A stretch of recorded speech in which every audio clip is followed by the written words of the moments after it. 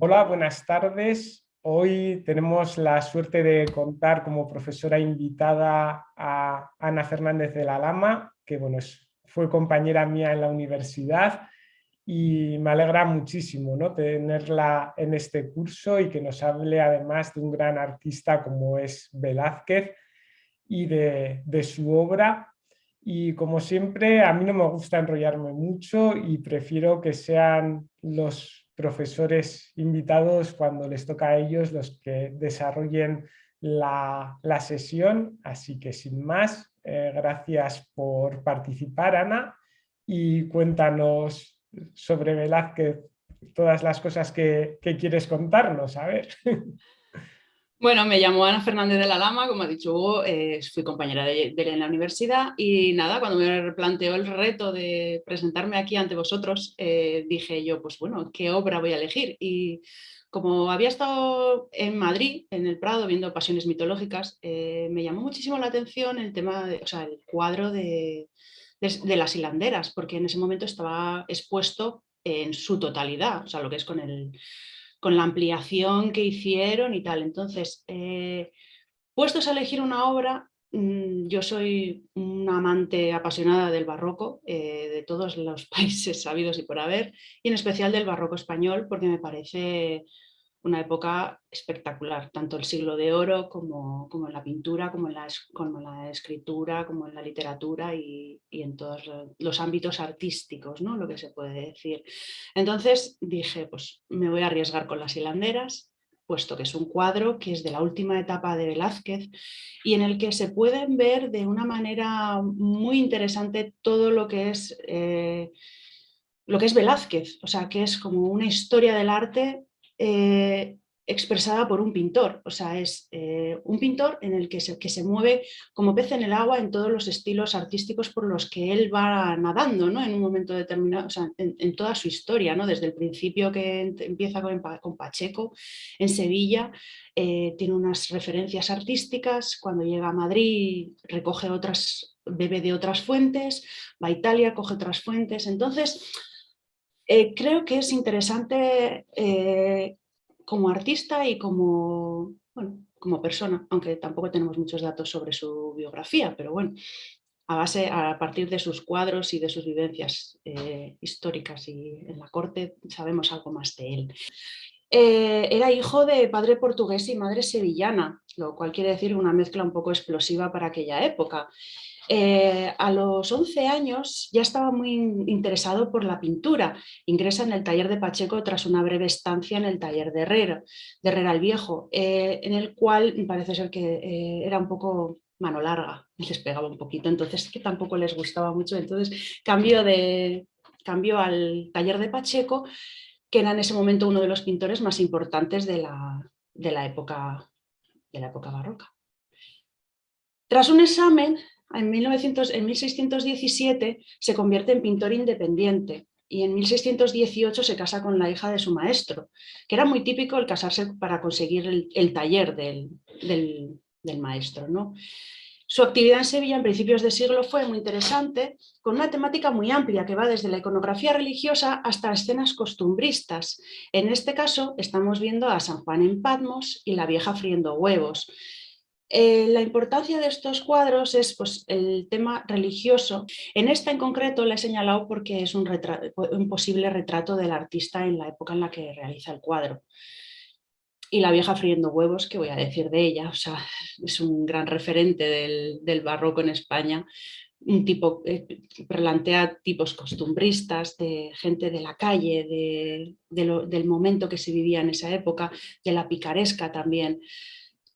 Resalta la luz del primer plano y dejando un fondo muy oscuro, influencia del tenebrismo del momento y el naturalismo que se reflejaba en las obras de ese momento. En 1621 sube al trono Felipe IV, un rey no muy dado a los momentos o sea, a la política, entonces deja casi todo en manos de su valido, el conde duque de Olivares, que propicia la llegada de andaluces a la corte, puesto que él era andaluz, entonces pues los trae y alienta el suegro de Velázquez, Pacheco, Francisco Pacheco, le alienta para que vaya a la corte y busque fortuna.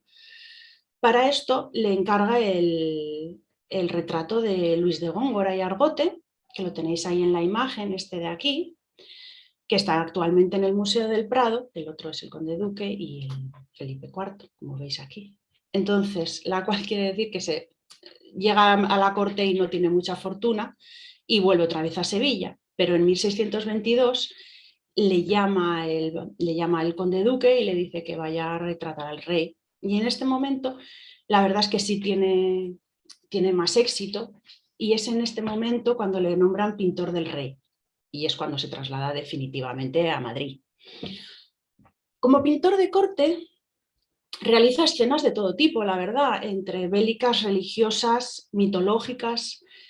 Es en este momento cuando el cuadro que estáis viendo aquí a mano izquierda no es exactamente de Velázquez, es de Carducho, puesto que realizaron un concurso para el Salón Nuevo del Alcázar, que como sabéis todos se quemó en 1734, pero no se conserva el original de Velázquez. Entonces he puesto, para que os hagáis una idea, el de la expulsión de los moriscos de Carducho, que también está en el Prado, pero no está en exposición en este momento.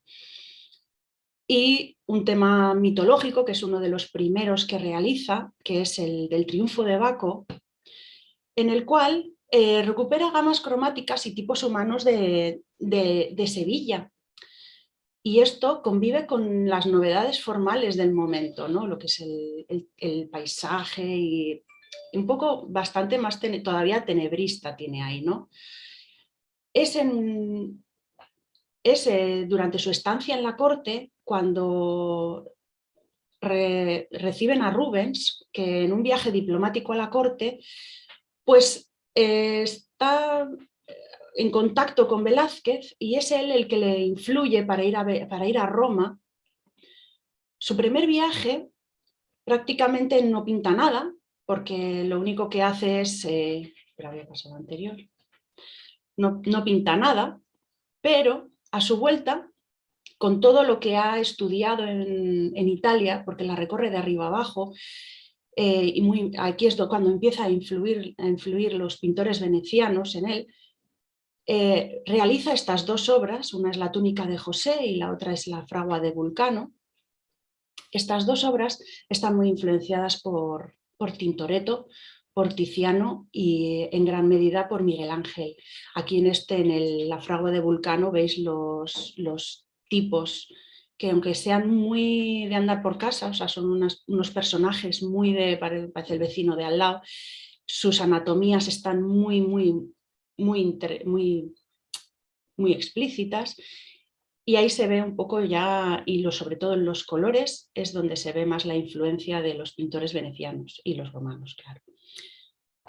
De este momento, aunque es un poco discutido, son las escenas que a mí me parecen más interesantes de este periodo, que son las de la Villa Medici, que es donde se alojó gracias al embajador español en Roma, que le dice que tiene que se quede allí. Y entonces, claro, estas lo bueno que tienen es que capta un instante luminoso. O sea, capta un instante luminoso y prácticamente se adelanta a 200 o 300 siglos a los impresionistas, o sea, porque capta el momento. Está ahí con su caballete y está pintando un jardín. O sea, para esa época ¿no? Porque se pintaba dentro del taller con todos los recursos, y el pintar al aire libre, bueno, no sé yo hasta qué punto estaba pintando al aire libre, pero desde luego los bocetos los captó del aire libre, o sea, está clarísimo. Y lo importante de esto es que es un pintado, o sea, está pintado como un ejercicio, o sea, no como que iba a ser un cuadro, ¿no? Era un ejercicio pues para pasar el rato. Entonces, pues me parece interesante, ¿no? Y se capta aquí pues la atmósfera, como o sea, casi ves el aire. Realiza también otro segundo viaje entre 1649 y 1651 para comprar obras para el Alcázar. Es en este momento cuando realiza el cuadro de su esclavo Juan Pareja y causa gran sensación en Roma, que claro, pues en ese momento cuando presenta este cuadro, todo el mundo está muy interesado y quiere ser retratado por él. De esta época, de este viaje, hay muchos retratos de gente afín al Papa, Inocencio X, que es este señor de aquí, que todos lo conocemos, que ha sido representado en millones, millones y millones de cuadros, y este es el original que está en la Galería Panfili, que fue tan veraz que la gente le llamó el tropovero. Tropovero porque es realmente que es capaz de captar, captar la psicología del retratado, ¿no? Al final libera a su esclavo, a Juan Pareja lo libera. Cuando regresa a España, después de muchos litigios con el rey porque no quería volver, había formado una familia allí en Roma y tenía un hijo y no quería volver, pero bueno, le llamaron a Cortes y tuvo que volver. Es en este momento cuando pinta los grandes retratos ecuestres del Salón del Reino y sobre todo las grandes pinturas de batallas, como es la rendición de Breda, aunque también otro de los momentos importantes de la retratística, en este caso de Velázquez, es los retratos de los bufones y los enanos de la corte.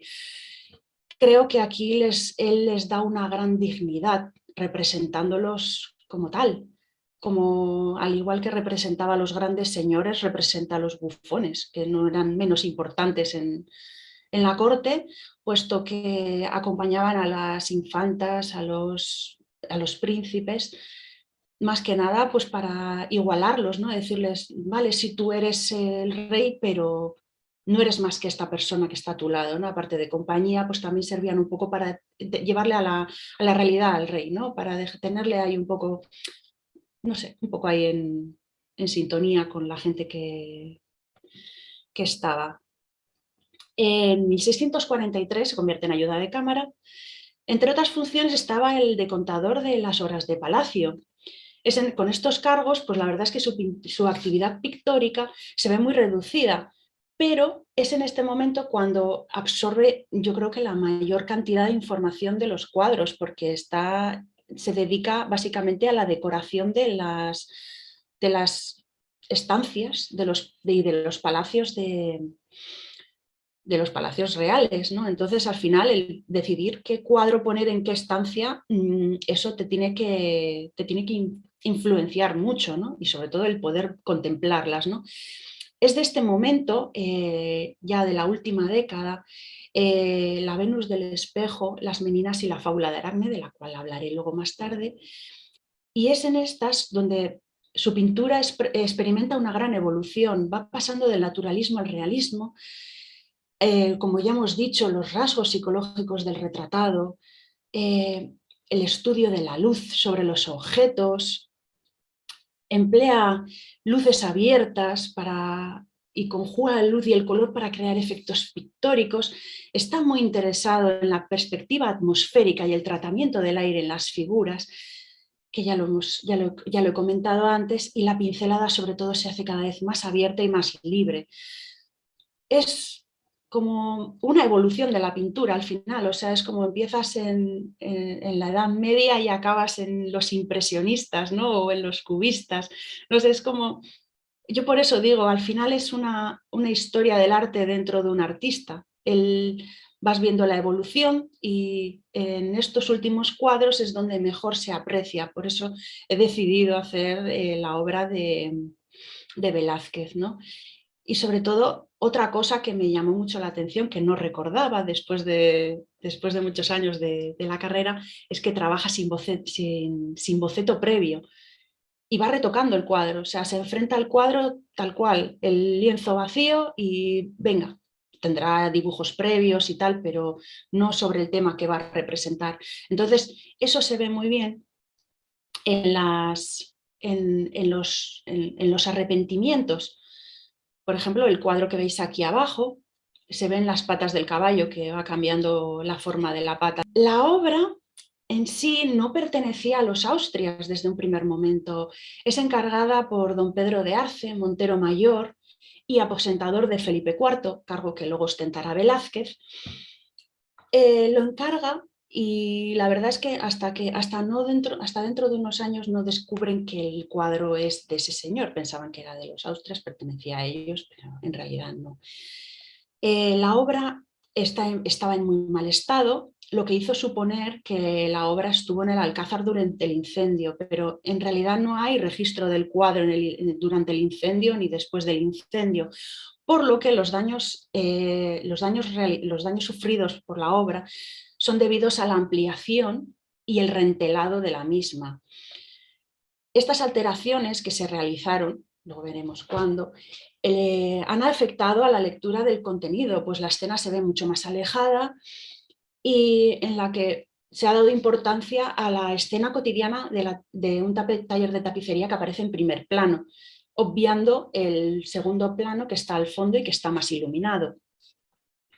La obra se llevó al Alcázar, sí es cierto, pero de aquí se llevó directamente al Buen Retiro, al Palacio del Buen Retiro de Madrid. Tenéis aquí, en un plano de 1656, un poquito posterior a esto, pero bueno, es más o menos de la época del cuadro. Y de aquí se trasladó a la Casa del Rebeque, donde estaban los talleres de escultura, y allí pues fue donde más o menos se hizo la restauración, bueno, no la restauración, sino la ampliación y el rentelado de la misma. Del Palacio del Buen Retiro ya pasó al Palacio Real, pero eso ya fue más adelante y por orden de Rafael Mengs. Entre 1785 y 1794, la pieza estaba colgada en la pieza de trucos, como dice el inventario de Carlos III, y pasa de medir de 169 centímetros por 250 a 220 por 289. Eso lo he tenido que leer porque no se me olvida, eso se me olvida. y la ampliación se realizó para adaptarla a un lugar en concreto. Se cuelga en la pieza de trucos, es una pieza de vestir que está exactamente aquí, que está en el Palacio Nuevo, y aquí tenéis más o menos lo que es la sala y donde podéis ver dónde estaba colocado. Estaba en la pieza de vestir. La ampliaron para adaptarla a un sitio en el que había 2 ventanas en los laterales y tenían que coger un poco más de altura. Pero bueno, sin más, tampoco es reseñable por el tema de que aquí, como veis, os muestro un posible esquema de cómo era la obra y por qué la ampliaron porque se ampliaban y se retocaban las obras. De hecho, había también talleres que se dedicaban a ello. Pero como no hay escrituras ni nada, pues a base de los inventarios se han conseguido saber estos datos, ¿no? Esta es la obra, como veis, esta es la ampliación, se ve aquí un poquito, luego os enseñaré una foto de la radiografía en la que se ve mejor la ampliación. El cuadro principal es el que no tiene el óculo aquí arriba, así lo podéis ver mejor. Vale, en 1819 el cuadro abandona el Palacio Real para formar parte del Museo Real de Pinturas, que fue impulsado por la reina María Isabel de Braganza, esposa de Fernando VII, el deseado, que a la postre se convertiría en el que hoy conocemos como el Museo del Prado. El mitógrafo Pérez Moya, el cual Velázquez tenía su obra, y interpreta la historia de Aracne como una demostración de arte, ¿no? Del que el arte siempre es susceptible de avanzar. Aquí lo vemos a través de Tiziano y Rubens. Y construye una narración sobre el progreso y la competencia artística. Aquí, como ya comentaré luego más adelante, Velázquez no se limita a copiar lo que hace Tiziano o lo que hace Rubens, o en este caso lo que Rubens copia de Tiziano y él luego copia de Rubens, ¿no? Sino lo que hace es interpretarlo a su manera. Entonces, claro, ves un progreso pues lo que he dicho, ¿no? El progreso y luego la competencia entre ellos, que él crea una competencia entre ellos, realmente no hay ninguna competencia, se llevan bien. El cuadro se sitúa en la última década del pintor y constituye para mí una de las obras más complejas del artista y la culminación de su tendencia a crear composiciones sofisticadas y ambiguas desde el punto de vista de su construcción formal y contenido. Durante mucho tiempo se ha considerado como una obra de una escena de tapices, ¿no? De la tapicería de Santa Isabel, pero a mediados del siglo XX, tanto Ortega Gasset como Angulo empezaron a sospechar de que esa imagen realista era algo más, ¿no? Y que podía esconder una narración mitológica. Y se confirmó cuando se descubrió el inventario de don Pedro de Arce. Claro, vieron ya que se había ampliado, ¿no?, el cuadro, entonces vieron que en el inventario aparecía un cuadro sobre la fábula de Aracne muy parecido a las medidas del fragmento más antiguo que se conserva del cuadro. La obra se cree que fue realizada en torno a 1657, la verdad es que no saben si fueron primero las Meninas y luego pero bueno, los años tampoco creo que sean tan importantes. Lo importante es que lo realiza en plena madurez artística e intelectual y es una obra maestra tanto desde el punto de vista técnico como por la compleja construcción a través de la cual el autor hace alarde de sus capacidades narrativas e intelectuales y del lugar que ocupa en la historia del arte. Tiene lecturas de carácter político que se leen también a través de los libros de emblemas, muy en boga durante el siglo de oro del siglo XVII, y sobre todo que permiten relacionar esta composición con el tema de las virtudes y los vicios del príncipe, sobre todo porque al final representa un tema de competencia entre un dios y un mortal. O sea, al final nadie se puede comparar con un dios o intentar compararse con un dios porque al final tiene sus repercusiones. También la verdad es que no faltan estudiosos que quieren ver en la obra alusiones a las aspiraciones de ennoblecimiento personal de Velázquez. Al fin y al cabo, Velázquez siempre quiso ser un noble, aunque no venía de familia noble, pero lo intentó y al final, bueno, aunque le sirvió de mortaja, consiguió ser caballero de la Orden de Santiago, por ahí, con ayuda del príncipe, claro. Bueno, en ese momento del rey. A esto hay mucha referencia directa e indirecta a la creación artística y a la propia historia del arte, que no se pueden soslayar a la hora de enfrentarnos al contenido. La historia central trata la disputa de un ser divino, Palas, Minerva, Atenea, como queréis llamarle, y un artista, Aracne, lo que entronca con uno de los temas principales del debate artístico de la época, la nobleza y la calidad de las artes figurativas. En este caso, se insiste en que la actividad artística tiene de proceso una parte manual, que se muestra en primer plano, que es el taller, y otra intelectual, una escena al fondo en la que se muestra la disputa de Aracne con Palas, ¿no? La verdad es que son varias alusiones histórico-artísticas del cuadro las que constituyen un instrumento para estudiar el lugar que Velázquez se concedía dentro de la historia de la pintura, que es lo que he dicho antes. La verdad es que no se puede entender este cuadro sin haber visto toda la trayectoria de Velázquez, ¿no? En primer término, aparece una rueca y se ha relacionado con el tópico de la literatura artística presente en Plinio, que la mayor capacidad ilusionística de un pintor es reproducir de manera verídica el movimiento. Esto se representa aquí de manera impresionante, o sea, es la única, yo creo que de las pocas cosas que impresiona dentro del cuadro, aparte de otras, a mí el tema de la rueca dando vueltas, en la que no se le ve la mano a la diosa, es impresionante, impresionante. Luego la mujer de la camisa blanca, que se representa a Aracne, es una clara alusión a Miguel Ángel en la Capilla Sixtina, ¿no? La veis aquí abajo en la Sibila Délfica, y uno de los pocos cuadros, yo lo consideraría casi un boceto cuadro, no sé, de la Sibila con tabula rasa. Es prácticamente idéntica la puedes considerar casi un boceto, ¿no?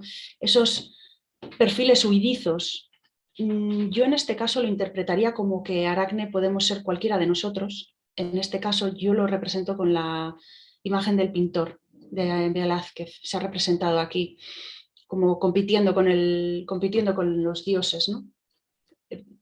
Al no vérsele la cara, yo pienso que es así, pero puede ser una interpretación. Luego en las preguntas y en los ruegos o en las opiniones me lo podéis comentar también.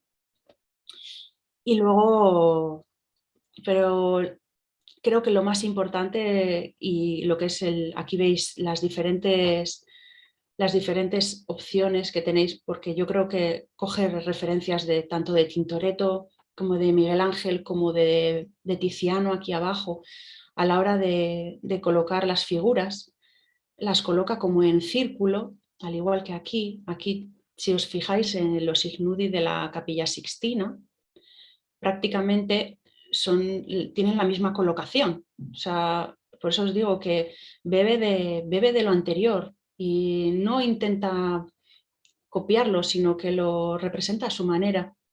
Pero al final, el beber de las fuentes tampoco es malo. Así que, pero bueno, representa eso. Coge lo anterior y yo lo considero como una batidora artística. Lo mete todo en la mezcladora y al final hace su propio zumo. Es una manera de verlo. Aquí veis cómo utiliza las fuentes artísticas, ¿no? La parte del fondo del cuadro representa aquí el sumum del sumum, o sea, utiliza una copia de Rubens sobre un cuadro de Tiziano, que es el Rapto de Europa. Este es el de Tiziano, el que tenéis aquí a mano derecha, y el que tenéis a mano izquierda es la copia de Rubens. Del tema de Rubens ya os hablo el otro día, Hugo. El tema de Tiziano, este pertenece a las poesías que encargó Felipe II para el Alcázar y están guardadas en el Alcázar. Bueno, estaban guardadas. Actualmente está en Washington. Si os fijáis, casi tienen, no tienen casi un siglo, pero casi de diferencia entre una y otra. Esta estaba en el Alcázar cuando vino Rubens. Rubens copió prácticamente todas. Sobre las poesías no me quiero extender mucho, pero son cuadros son obras mitológicas y fueron encargadas por Felipe II, quien estuvo en contacto con Tiziano exactamente para saber qué es lo que él quería representar. Y Rubens pues las copió, porque al final todos hacen lo mismo, van a un sitio y lo copian. Y estaba en el viaje diplomático, que fue el que luego le influenció a Velázquez para ir a Roma. Y esto influyó ya no solo en que Velázquez fuera a Roma, lo cual quiere decir que Velázquez al final traduce todo a su estilo, asumiendo que pertenece a la misma tradición artística, pero tiene una personalidad propia. La escena mitológica que tiene lugar en el cuadro, vale, para que veáis la influencia que tiene Rubens Rubens y en este caso Tiziano, ¿no? Rubens tiene una influencia muy fuerte en Velázquez. Como veis aquí en el que estoy señalando ahora, no sé, me imagino que veréis el puntero. Estos son dos cuadros que son copia de Juan Bautista del Mazo, discípulo de Velázquez, que realiza para la Torre de la Parada y que están representados en el cuadro de las Meninas de Velázquez. Aquí son dos cuadros que representan la competencia entre un dios y un mortal. En este caso es la fábula de Aracne, pero ya cuando Aracne ha ganado la competencia, me estoy adelantando, estoy haciendo un poco de spoiler, ha ganado la competencia y Palas la ataca, ¿no? Este es un cuadro, un boceto de Rubens, que ya lo mostró el otro día Hugo, y quería mostrarlo porque me parece muy interesante luego para interpretar bien el cuadro. Este cuadro y este otro, que es el de el dios Pan, Apolo y Pan, aquí están representados, se ven muy poquito en las meninas, pero él los representa y ya es como en plan de, me puedo considerar casi un dios y poder retarlos. Aquí este es el boceto de Rubens sobre el rapto de Europa, que también quería ponerlo. Y luego aquí tenéis un poquito más grande el de Palas Atenea, que creo que como bueno, es el mismo, pero un poquito más grande, ¿vale? Quería mostrarlos porque él al final, al reproducirlos, ya no solo que los pinta, sino que los reproduce en varias ocasiones y en varios cuadros, o sea, ya no es solo en uno, sino que son en varios, ¿no? En el cuadro de las hilanderas, o es que a mí no me gusta llamarle de las hilanderas, porque me parece, bueno, a ver, es interesante porque históricamente se ha considerado como un cuadro de hilanderas, ¿no? Pero creo que hay que llamarlo por su nombre, que es la fábula de Aracne, ¿no? Al igual que este cuadro de aquí, que se llama La mulata, que está en el Instituto de Arte de Chicago, es la cena de Maús. Velázquez, a lo largo en sus primeras épocas, lo que hace es pasar el tema principal al fondo del cuadro, porque él presenta bodegón, o sea, al final presenta un bodegón y dice, pues sí, ¿no? O sea, él proyecta su mirada, tergiversar un poco y darle un carácter teatral a las obras, sobre todo eso, un carácter teatral y mostrar la realidad en diferentes niveles. O sea, los temas sí muestra un tema, pero el tema va más allá, va más allá. El de la mulata, por ejemplo, y en la fábula de Aracne hace eso. El tema está al fondo del cuadro, por eso no se encontró de qué significaba hasta bien entrado el siglo XX, ¿no? En la mulata y sobre todo el que igual conocéis un poquito más, el de Cristo en la casa de Marta y María, en el que se ve, pues eso, a Cristo en la casa de Marta y María y veis en primer plano lo que son las dos la doncella mayor que va a visitar a la otra a contarle lo que ha visto en esa casa, ¿no? En este caso, Velázquez lo que hace es un reconocimiento de la nobleza de la pintura. Y esto viene desde el Renacimiento, donde los pintores son distinguidos por los monarcas a los que retratan y Velázquez quiere participar de ese privilegio. Ya os he dicho que él no era noble, pero su intento por el ascenso social a través de su amistad con el monarca se verá sobre todo cuando se retrata en las Meninas. O sea, ahí se retrata junto al rey. Ya no es que digas, es que me comparo con un dios, no, es que me represento junto al rey, porque es mi amigo. Entonces, claro, estos temas de carácter mitológico también influyen a la hora de eso, ¿no? De representar esto mismo, ¿no? De me quiero igualar, ¿no? Es una alegoría de la competición entre dos formas de arte, la divina y la mortal, la exaltación del arte intelectual y liberal de la pintura sobre la artesanía. Esto es una de las cosas que más interesa a Velázquez, el que él no es artesano, él es artista. ¿Por qué? Por esto mismo, porque bebe de las fuentes y luego lo interpreta y realiza una creación artística. No hace una obra de arte, no hace una artesanía, hace una creación artística. De todo lo que ha leído, de todo lo que ha bebido, lo plasma. Por eso muchas veces son un poco difíciles de traducir o de interpretar sus obras, porque van más allá que simplemente lo que estás viendo, ¿no? La fábula de Aracne retoma el tema mitológico como tal, recogido en el libro sexto de las Metamorfosis de Ovidio, pero lo representa como una escena cotidiana. Aquí estáis viendo ya lo que es el fragmento, solamente del fragmento de Quinto Velázquez.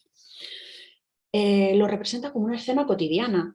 Tiene lugar en el taller de la Real Fábrica de Tapices de Santa Isabel. Se cuenta que se plantó allí con su caballete, allí delante, ¡pum! Y se puso a pintar. Bueno, eso es lo que dice. Aunque como en obras anteriores que ya hemos visto, lo que hace es subvertir el orden lógico de la composición, desplazando el desenlace de la historia al fondo del cuadro, ¿no? Y colocando una escena sencilla e intrascendente en primer plano, tratando el cuadro como una pintura de género, que es un recurso muy barroco al final, es trasladar gente corriente a los ámbitos en los que no se representan normalmente a esa gente. O sea, por ejemplo, el representar También lo hacía Caravaggio, ¿no? Traer gentes prostitutas, gentes de los burdeles y de los sitios de juego a los cuadros. O sea, el cuadro de la Virgen muerta era supuestamente una señora de moral distraída que se ahogó en el río. O sea, entonces, hasta ese punto no llega Velázquez, pero sí representa gente, por ejemplo, la anciana podría ser tu vecina de al lado, pero no es tu vecina, es Palas Atenea. Así que es un recurso muy barroco, o sea, y que puede llevar a equívoco, porque al final el que no puedas interpretar la obra desde un primer punto de vista, que tengas que darle más vueltas, ahí está el tema del cuadro, ¿no? Es una representación teatral al final. Si os fijáis, aquí a mano izquierda hay una joven, a ver, puntero, hay una joven que abre una cortina, nos introduce en la escena. Nos introduce en la escena, además está en una posición en la que habla con la diosa, que en este caso sabemos que es la diosa, ¿no? Pero con una anciana que está está utilizando la rueca y está hilando la lana, ¿no? Veréis como en su mano derecha tiene el ovillo y tal. Y al igual que nos muestra que nos abre la cortina para mostrarnos la escena, yo me ha parecido interpretar como que está mostrándonos a la diosa. O sea, nos está diciendo, sí, vale, aquí hay una señora, pero esta es la diosa. Es la diosa Palas, diosa de las artes, de los tejedores y de la música. Muy importante el tema de la música, que luego lo comentaré. En este momento contrapone a las dos figuras, tanto a nivel compositivo como iconográfico. Es decir, si os fijáis, tanto la diosa Palas es anciana, aunque la pierna no tanto, que es una de las cosas que la descubre como la diosa, está de frente, nos mira de frente, y luego Aracne está de espaldas y no se le ve la cara. Entonces ahí ya tienes las tiene contra, tiene un contraste, ¿no? Compositivo y tanto iconográfico, pues que una es joven, la otra es mayor, no quiero decir anciana, no quiero decir mayor, y es una diosa y una mortal, ¿no? Ahí las tiene contrapuestas. Y aquí es una pintura sobre la pintura y sobre la tradición artística, ¿no? La visita de unas damas al taller, así la consideraban, pero en sí encierra una fábula mitológica. Como ya he dicho, en primer plano están la diosa Palas, Minerva en Roma o Atenea en Grecia, como queráis, y se presenta como una anciana, pero no es una anciana al uso, solamente tiene los rasgos físicos de una anciana, pero la pierna la delata. Es la diosa de las tejedoras, por lo cual ella se considera la mejor. Pero ¿qué pasa? Que ha oído que Atenea, o sea, que Aracne, perdón, que Aracne, una gran tejedora lidia, famosa por su habilidad y destreza, y sobre todo orgullosa de su éxito y su fama. Daros cuenta que iba gente a verla coser y a verla trabajar. Tejió su tapiz sobre su victoria sobre Poseidón, que inspiró a los atenienses para bautizar su ciudad en su honor. Según todo esto, el relato de Ovidio, que lo explica muy bien y si tenéis interés de leerlo, es muy interesante. Aracne la representa como un joven con un moño que trabaja en la devanadora, pero no vemos su rostro. Pero su camisa blanca atrae toda la luz del cuadro. Ella representó 22 episodios de las infidelidades de los dioses metamorfoseados en animales. Básicamente se basó en las infidelidades de Júpiter, lo cual quiere decir que Júpiter era el padre de Atenea.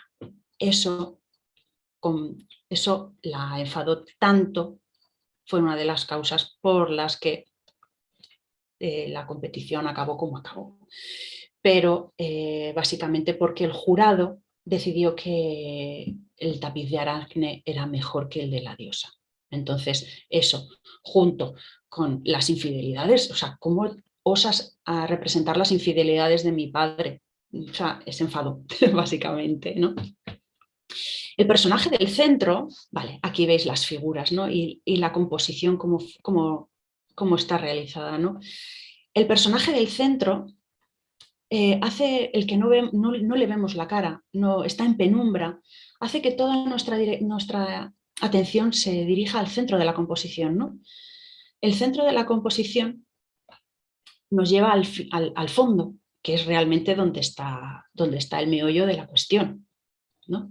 Aquí, aquí podéis ver un detalle de la chica que está trabajando con la devanadora, el gato, la devanadora en sí.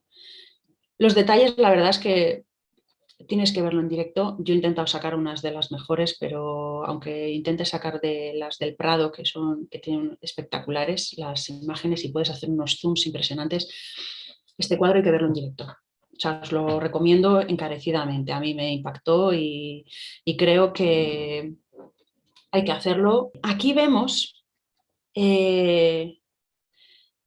la presencia de tres damas de la corte. Esta de aquí, esta chica de aquí, esta dama de aquí, vestida y peinada a la moda del siglo XVII, nos mira, es el recurso por excelencia de las obras del barroco, que es el atraer la atención del espectador. También en la rendición de Breda también hay varios personajes que nos miran atentamente. Capta nuestra atención. Además tiene el rostro iluminado porque la luz le incide del lado, al igual que incide luego en la camisa de Aracne. Y luego aquí tenemos una viola de gamba y un esgabete. La viola de gamba puede aludir a que Palas Atenea era la diosa de la música, pero también que la música como antídoto a la picadura de la araña. Lo cual quiere decir que esto podría equiparar a la pintura con las demás artes. A ver si pasa a esta. Vale, aquí podéis ver un detalle de la viola de gamba, que es una viola que se ponía en las piernas, de ahí lo de gamba, porque en italiano gamba es pierna, entonces se tocaba entre las piernas. Y para tocarla se utilizaba esta silla que permitía que las piernas se abrieran y están aquí representados. Aquí está el uso de la señora de la Rueca. Vale. Pues estas mujeres, que son el jurado que decide que Aracne es la vencedora, podrían ser, bueno, que predicen luego que no predicen el desenlace, pero casi, o sea, hacen que Aracne sea repudiada por la diosa, diciendo que no puede ser, la pega. Y si veis aquí hay varias obras que dicen que como representan, ¿no? Que se me va el puntero, que representan a la diosa Atenea empullando la lanzadera, la lanzadera y atacando a Aracne, ¿no? Aracne, al verse repudiada y en cierta manera atacada por la diosa, lo que hace es suicidarse, ahorcándose. Es en ese momento cuando la diosa Palas lo que hace es apiadarse de ella y, pues, ¿qué hace? La convierte en araña. Entonces, en el relato se va viendo como la evolución de cómo se va convirtiendo en araña. Y entonces, claro, la condena a tejer eternamente. Al final tú tejes, pues quien teje eternamente es la araña, ¿no? Y esas podrían ser, pues, las ninfas que pertenecieron al jurado. Fueron tres. Entonces, Velázquez lo que hace es eso. Al final hace como una representación teatral, o sea, hay como tres cuadros en la misma escena, ¿no? Aquí os estoy enseñando diferentes representaciones de la fábula de Aracne a través de grabados, que también es otra de las cosas que me han parecido muy interesantes, aparte de los bocetos de Rubens, ver diferentes representaciones de Aracne en los diferentes momentos de la fábula de Ovidio. Aquí, por ejemplo, la veis con la rueca. Aquí la veis que ya se está transformando en araña cuando Atenea ya le ha dicho. la verdad es que son muy interesantes. Luego tenéis esta también, que está aquí colgada, y aquí es cuando ya está ahorcándose y la diosa se apiada de ella y empieza a convertirla en araña. Y aquí es pues una de las representaciones en las que la gente visita a Aracne para verla trabajar. La verdad es que es impresionante. Aparte del cuadro de Rubens, copia del de Tiziano, hay como una especie de representación teatral. O sea, porque sí, aquí ves los putis, se ven los putis aquí arriba del cuadro de Tiziano y de Rubens. Aquí se ve parte del velo de Europa y la esta. Pero aquí se ve representada a Atenea como una espada atacando a Aracne. O sea, es como el cuadro, la representación teatral, más las personas que estaban durante el juicio, mientras o sea, es como un cuadro dentro de una representación teatral, más luego una historia cotidiana. Es como un totum revolutum del pensamiento de Velázquez. O sea, aquí ya se puede considerar que es el todo, el todo. Entonces, para mí, el redescubrir este cuadro ha significado algo muy importante en mi vida, ha cambiado mi vida realmente, sí, porque al igual que este curso me ha servido para redescubrir muchas partes de la historia del arte que se las tenía ahí olvidadas, este cuadro me ha ayudado a redescubrir que no se puede considerar el arte como algo estanco de la sociedad y mucho menos de la historia del arte. Todo bebe de algo, o sea, todo viene de un sitio, todo viene de algún lado.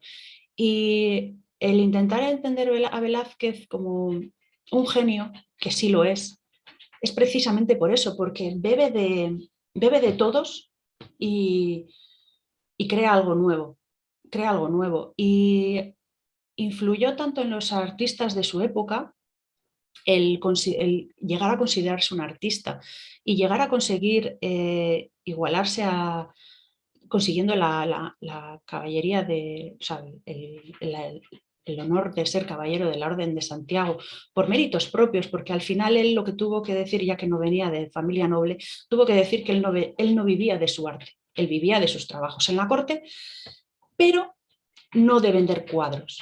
A él le encargaban obras y él las hacía. Hombre, supongo que cobraría por ello, pero cuando tuvo que hacer el alegato para considerarse noble, no dijo que él vendía los cuadros. Él tuvo muchos encargos, recibía multitud de encargos, pero al final lo que pesó fue su amistad con el rey y que él ser artista, o sea, básicamente sus cargos en la corte y tal. Pero yo, desde luego, para mí es un genio y al igual que él y que los artistas posteriores así lo consideraron. O sea, los impresionistas, dentro de toda la historia del arte posterior, tanto los impresionistas como los de las primeras vanguardias lo tienen en mucha alta estima y sobre todo muy referenciado. Sobre todo, no he querido poner cuadros posteriores de impresionistas porque creo que todos tenemos en la cabeza al Pifano de Manet y demás, pero sobre todo a mí otra cosa que me impresionó fue Francis Bacon y su retrato de Inocencio X, que me pareció un espectáculo para los sentidos.